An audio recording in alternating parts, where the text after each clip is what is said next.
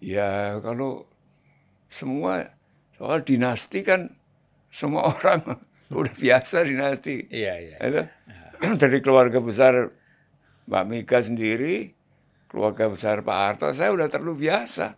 Asal ada nilai tambah buat negara kita. Iya.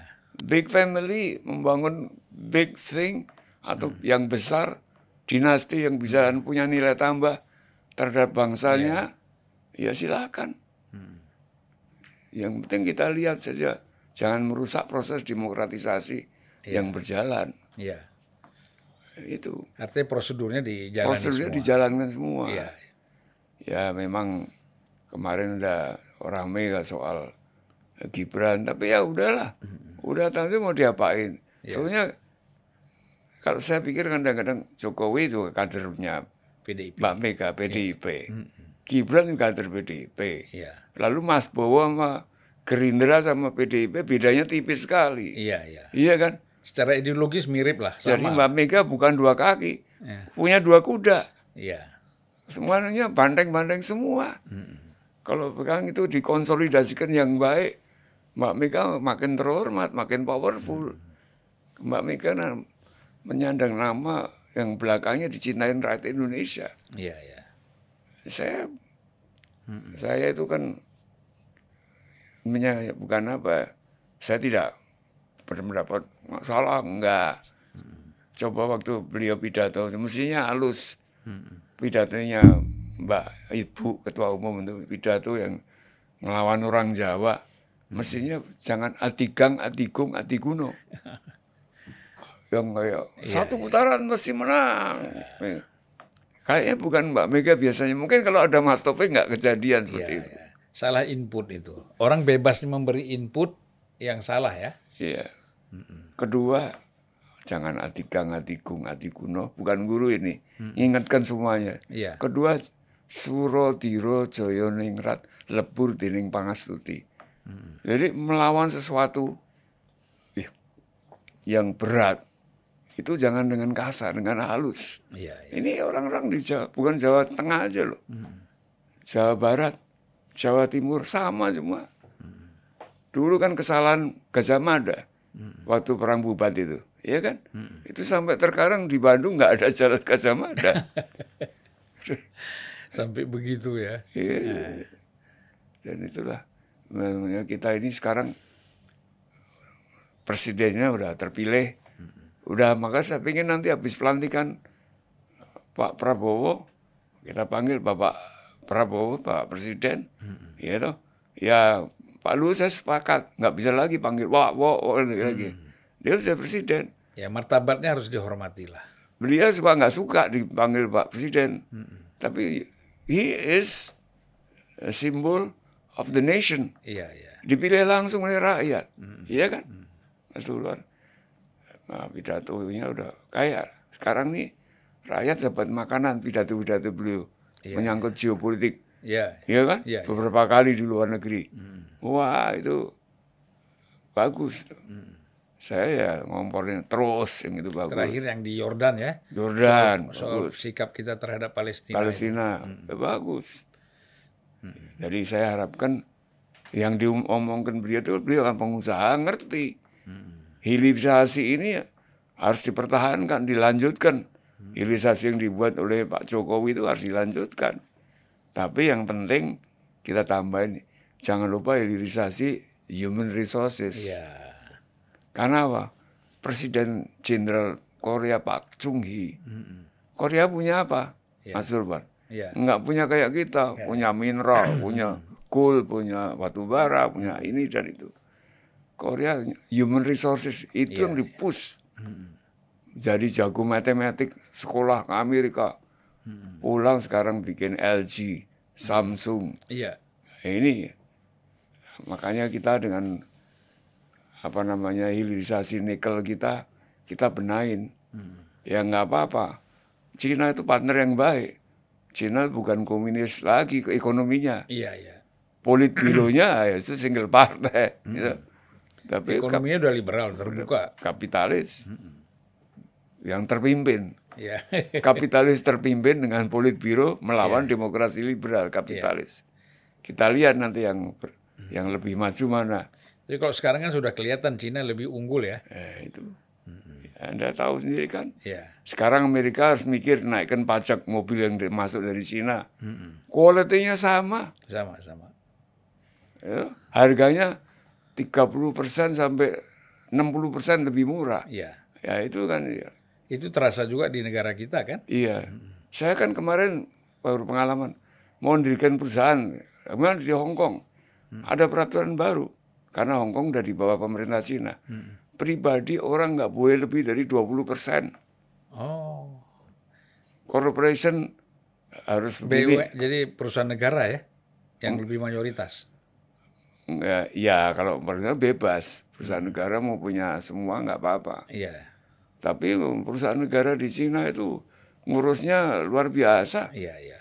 Serius. Bagus. Lebih unggul dari swasta ya. Iya. Karena di sana korupsi dihukum mati. Ya itu.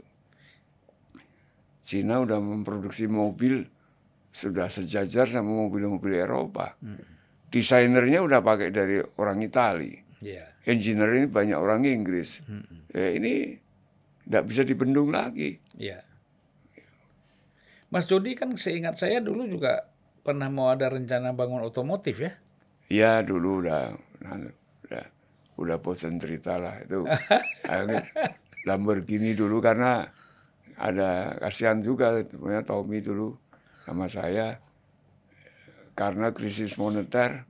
Ya udah terpaksa kita jual Lamborghini ke grupnya Volkswagen Audi. Ya nanti kalau ada rezeki lagi kita. Tapi kan artinya terobosan-terobosan bisnis ya yang dilakukan pada masa lalu itu kan luar biasa. Ya karena gini Mas Dilban, ini penting juga masukan terbuka untuk yang sekarang Pak Jokowi dan selanjutnya Bapak Presiden terpilih Prabowo. Mau membangun otomotif industri harus merebut engineering team. Engineering mobil harus dimiliki dulu. Nah, itu Elon Musk bikin Tesla, engineeringnya siap bener. Nah, yang lain-lain, nama-nama yang udah besar di Itali, ada Lamborghini, Ferrari, Maserati, dan lain-lain. Perancis ada Bugatti. Itu kekuatannya di engineeringnya. Ya, itu yang dilakukan Toyota. Nah, sekarang ini ada dua persaingan. Hidrogen, air, dan kan kita dengan baterai. Ya dua-duanya kita kembangkan, nggak apa-apa. Bukan berarti kita buang salah satu ya, Enggak, atau pilih salah satu. harus dua-duanya. Iya. Itu yang. Biar aja mereka di market untuk kompetitif ya Mas. Iya. Dan Indonesia apapun masih punya baterai yang melimpah. Jangan sampai gini loh. Kalau baterai itu leachingnya, processing baterainya, kalau bisa national company yang menguasain. Baru pabrik baterainya join sama Cina, sama Amerika, Uni Eropa gitu. Ya dan orang perlu tahu ini. Saya dulu kira-kira tahun 92, saya kan sempat diminta untuk menjadi konsultannya Telkomsel. Dan saya lihat di situ pendiri Telkomsel pertama itu adalah Mas Teon Jody, terus ada perusahaan dari Belanda, KPN. Dan kemudian Telkom ya. Telkom. Luar biasa. Orang belum berpikir soal teknologi komunikasi seluler, Mas Jody sudah duluan itu. Sekarang ini saya pikir nanti akan sudah 4G generasi keempat. 5G mungkin dilewati karena nggak ada bedanya. Lalu 6G. Nah, Cina itu udah masuk situ. Ngelampain Amerika malah. Huawei itu. Tapi ya nanti ada Elon Musk dengan Starlink-nya itu juga akan berubah. Internet kan luar biasa nanti. Jadi ya ini masih terjadi perubahan yang luar biasa. Dan tentu kita akan mengalami juga perubahan-perubahan yang harus kita antisipasi. Politik, ekonomi. Saya memerlukan pemikir seorang presiden yang geostrategiknya harus kita paham, harus kita harapkan itu ya yang menguasain ya saat ini ke depan itu. Ya. Jadi era digitalisasi ya. Era digitalisasi. Itu memang. Disrupsi yang luar biasa terjadi. Iya. Ya artinya memang generasi kita sekarang dan ke depan tuh harus bisa mengantisipasi itu kan. Iya, iya. Ya tentu pemerintah harus membangun infrastrukturnya. Kalau enggak kan kita ketinggalan lagi. Iya. Ya. Sekarang aja misalnya dengan muncul Starlink, ini kan terus terang saja perusahaan-perusahaan seluler kita ini, baik Telkom, Indosat dan lain-lain ini mulai mikir nih kan. Bahkan sekarang mulai harga-harga internet itu, provider internet itu mulai menurunkan harga ini. Yes. Karena takut bersaing dengan Starlink yang dianggap murah ya. Dan memang Starlink harus paham, Indonesia ini archipelago. Jadi dengan satelit yang low orbit itu bisa menggantikan BTS. Iya. Tower-tower itu. Iya, nggak ada perlu lagi. Nggak perlu lagi. Can you imagine? Iya. Nyambung nanti pulau-pulau yang terpencil pun nyambung. Iya. Dan lebih mudah ya. Iya. Kita buang uang dengan triliunan bikin BTS. Iya. Ternyata ada teknologi yang lebih murah yang langsung bisa diserap, dimanfaatkan oleh rakyat. Iya. Ya.